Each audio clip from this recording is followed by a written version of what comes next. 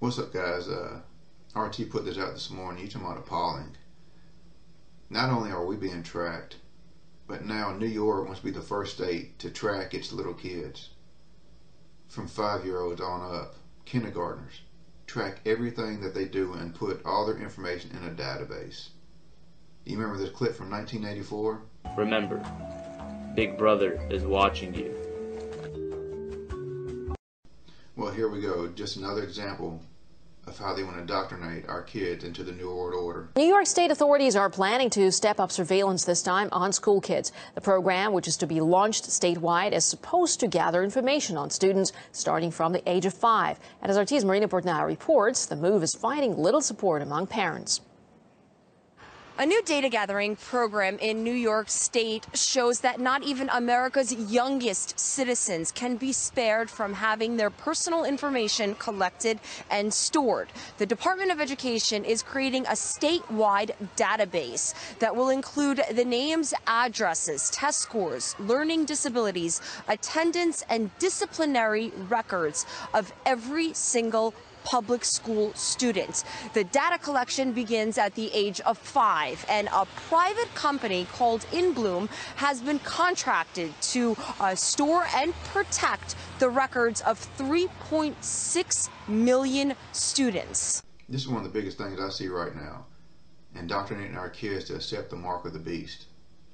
Even the little girl at the end of this video says, hey, this is cool. I'd rather have them scan my palm than just punching a number. But soon, every school in the United States will have this technology. And it will teach kids to accept the mark of the beast when it comes. Students in Puyallup are starting to pay for their lunches by waving their palms over a scanner. 2 schools in the district are already using them. Some parents are up in arms over the devices, calling them an invasion of privacy. That's why Puyallup school officials nicknamed this their James Bond scanner. It's like 2 seconds, you put your hand on a scanner, it kind of goes into the computer. By the end of the school year, students in all 32 schools will be able to use this to pay for lunch. They're pretty cool. I mean, it's a lot better than typing your number in. Antenna and some sensors embedded in it, and what we plan to do is work with them to advance a tattoo that could be used for authentication.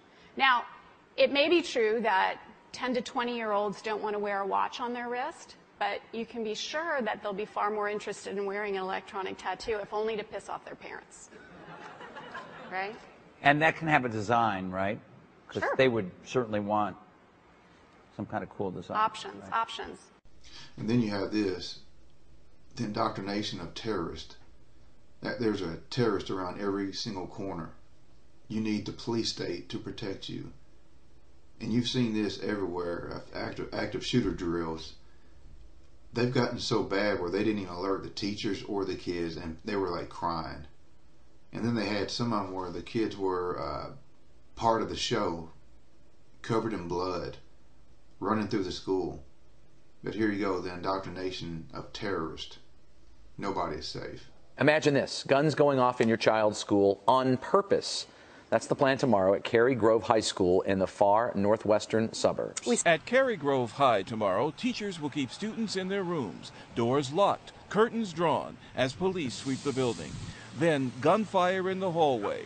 2 shots, blanks from a starter's pistol. Cary Grove's principal will make an announcement alerting the school that the blanks are about to be fired so that no one is caught off guard. The school will also have counselors on hand in case any students or others are shaken by the gunfire. All right, thank you very much. Holy shit.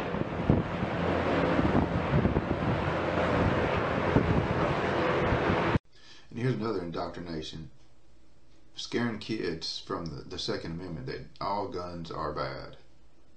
And I've seen some ridiculous kids get suspended for the stupidest stuff. This girl got suspended for a paper gun that she threw in the trash. Hello Kitty guns. I've seen where kids were suspended from school from playing with a pellet gun in their backyard. Their own backyard. It wasn't even a pellet gun, it was an airsoft rifle. You would call me a murderer.